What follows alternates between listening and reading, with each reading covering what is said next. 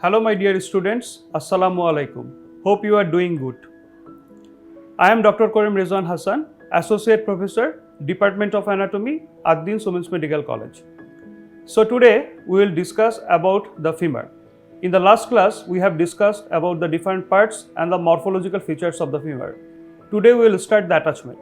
So my dear student, before starting the attachment, we should again recall the parts of the femur. We already know that the femur was having three parts: upper end, lower end and the shaft in between. The upper end was having rounded head, then a constricted neck, then greater trochanter, lesser trochanter, intratrochanteric line and intertrochanteric crest. Then it was having a elongated shaft. The shaft was having anterior surface, medial surface, lateral surface, and it was having medial border, lateral border and the posterior border, which is very much prominent.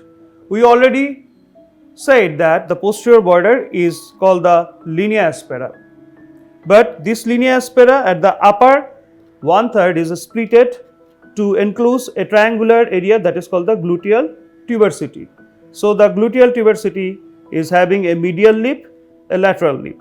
Linea aspera itself is having a medial lip and a lateral lip. At the same time, at the lower 1/3 of the shaft, the linea aspera is splitted to enclose another triangular area, which is bounded medially by the medial supracondylar line and laterally by the lateral supracondylar line. At the lower end, there are two condyles, medial condyle and the lateral condyle, and intercondylar notch or intercondylar fossa. So we already discussed about these features. Let's start with the attachment. We will start from the head. You can see this is the rounded head. This rounded head is having a small depression which is called fovea. This fovea provides attachment to the round ligament of the head of the femur or ligamentum teres femoris. Other portion of that ligament is attached to the acetabulum, which is actually conveying small or minute blood vessels. Now over here we can see that this is the greater trochanter. This greater trochanter is having a apex, a rough anterior surface, a lateral surface and obviously a medial surface. Now the apex of the greater trochanter is giving insertion to the piriformis muscle, this apex. This rough anterior surface of the greater trochanter is providing insertion to the gluteus minimus. This lateral surface is having a ridge, as you can see over here. This ridge is giving insertion to the gluteus medius. Over here above the ridge or in front of the ridge, this area is related to a bursa called trochanteric bursa of gluteus medius. Below the ridge, this area is again related with another bursa that is called the trochanteric bursa of the gluteus maximus. In the medial surface, as you can see over here, the medial surface is having a rough area above. This area provides insertion to the obturator internus with two gemelli, this area. Also you can see that this is a depressed area that is called the trochanteric fossa. This fossa is giving insertion to the obturator externus muscle. Now over here you can see the quadrate tubercle. This quadrate tubercle is providing attachment to the insertion of the quadratus femoris muscle. You can see there are small numerous vascular foramina over here, which is actually present due to the passage of blood vessels. Over here you can see this is the lesser trochanter. This lesser trochanter is having an apex and a base. The apex provides inserts into the psoas major muscle. And this base from here, posterior aspect over here, below the base from here, there is attachment or the insertion of the iliacus muscle. That iliacus will extend up to the medial lip of the gluteal tuberosity, something like that. This posterior surface is related with the bursa. Now we will discuss about the attachment of the intertrochanteric line and intertrochanteric crest. This is the intertrochanteric line. As you know, this intertrochanteric line is divided into two parts, upper half and the lower half. The upper half is providing attachment to the upper band of the iliofemoral ligament and the highest fiber of the vastus lateralis. And the lower half over here, the lower half of the intertrochanteric line provides attachment to the lower band of the iliofemoral ligament and the highest fiber of the vastus medialis. So the upper half vastus lateralis, lower half vastus medialis. Upper half for the upper band of the iliofemoral ligament, lower half for the lower band of the iliofemoral ligament.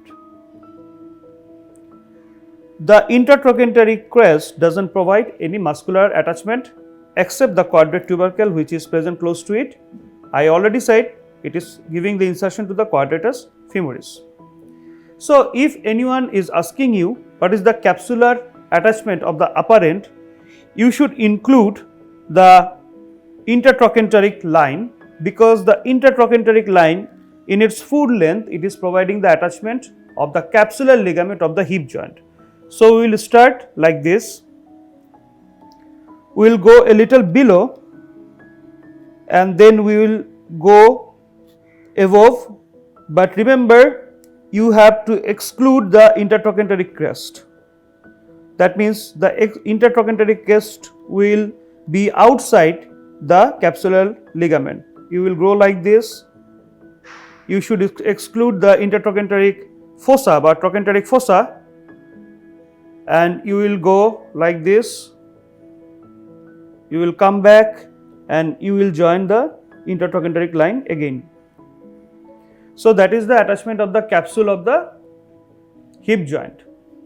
Now let us talk about the attachment of the shaft. You know that this is the posterior aspect, this is the anterior aspect.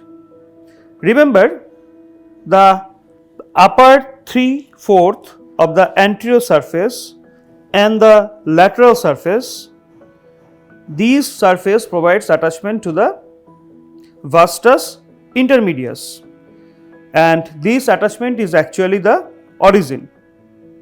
Now you can see there is a very big attachment of the vastus intermedius to the anterior surface and the lateral surface. Below the vastus intermedius at the anterior surface there is attachment of the articularis genu. Lower 5 cm of the anterior surface over here, it is related to the suprapatellar bursa. This area is related to the suprapatellar bursa.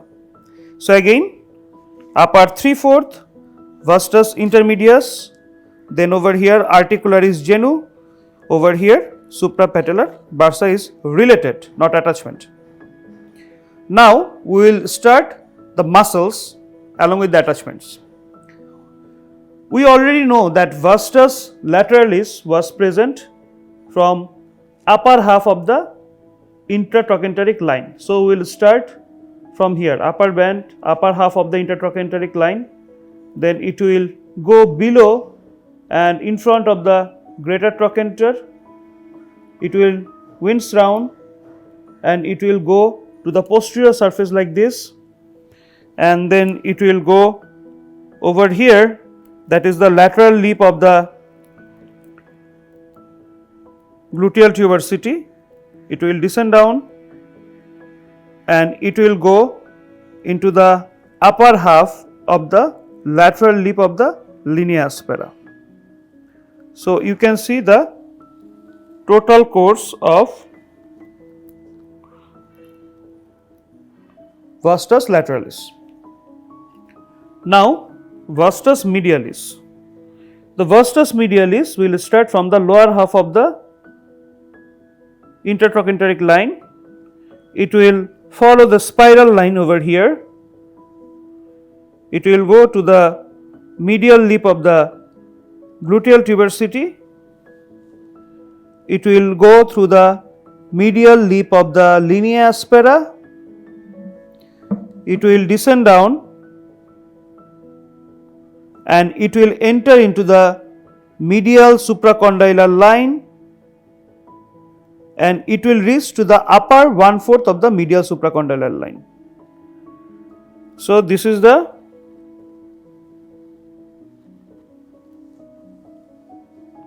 attachment of the gluteus medius. Now, the gluteal tuberosity, as we can see the triangular space over here, this gluteal tuberosity is giving the insertion to the gluteus maximus muscle. Now, this linea aspera obviously is having a medial lip and the lateral lip. The whole length of the medial lip of the linea aspera provide insertion to the adductor longus, and from the lesser trochanter below the iliacus muscle up to the upper part of the medial lip of the linea aspera, this area is giving attachment to the adductor brevis. Adductor brevis should be behind the adductor longus. Then from the medial margin of the gluteal tuberosity, the whole medial lip of the linea aspera, then the medial supracondylar line to the whole length up to this adductor tubercle over here, this whole area is giving attachment to the adductor magnus. Adductor magnus is having the maximum course, as you can see, something like that.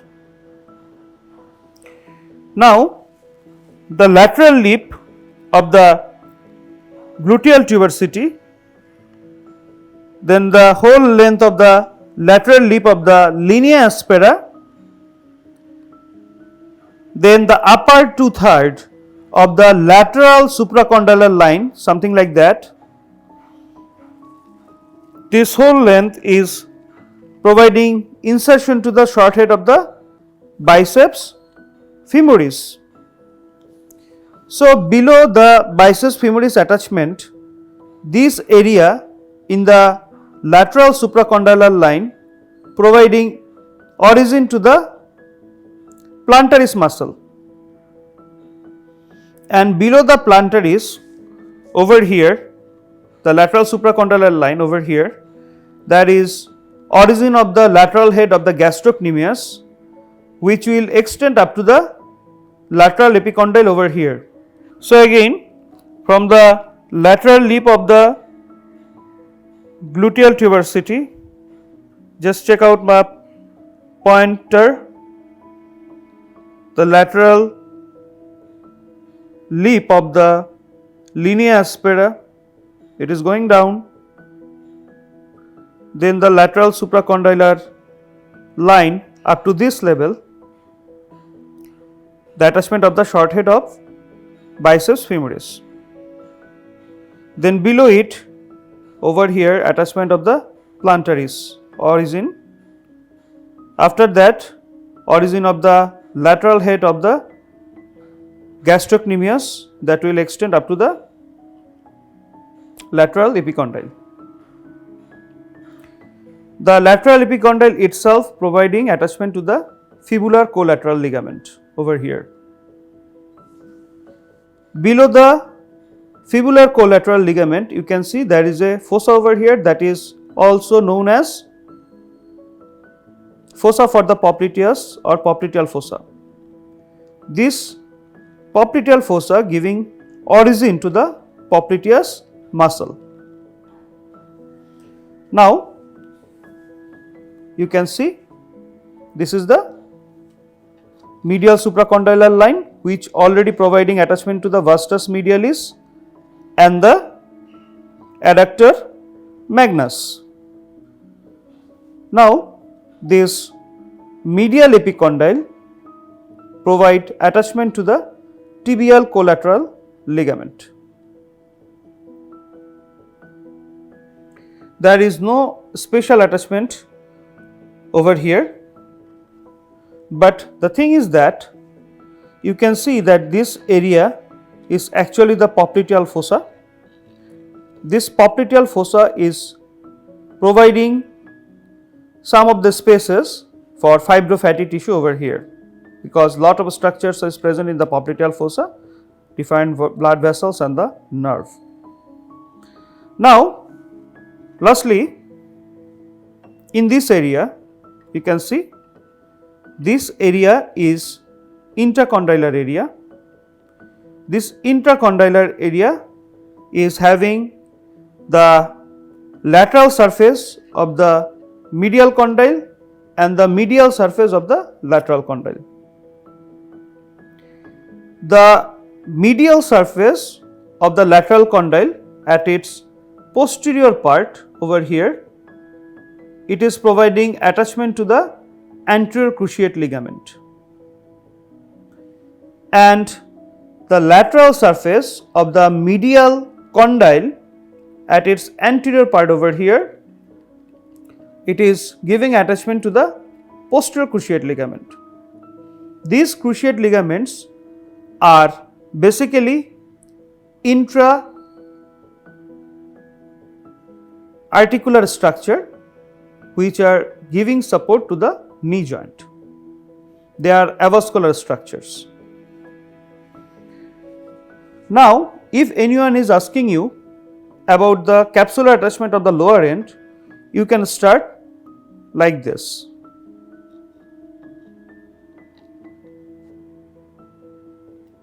Remember, you have to go through the margin.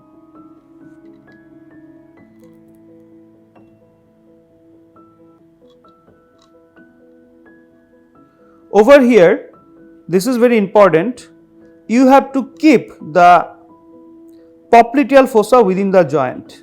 So, you have to move your finger over the popliteal fossa, because the popliteal muscle's origin is intracapsular.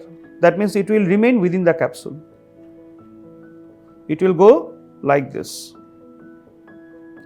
and you will march over here. Numerous vascular foramina is over here. So, obviously, it is enriched in blood supply. So, my dear students, today hopefully you could understand the attachments of the femur. As far as possible, I have tried to show you the specific area. Even it is very much difficult to see the things minutely in the video, but still we tried. Hopefully you get it.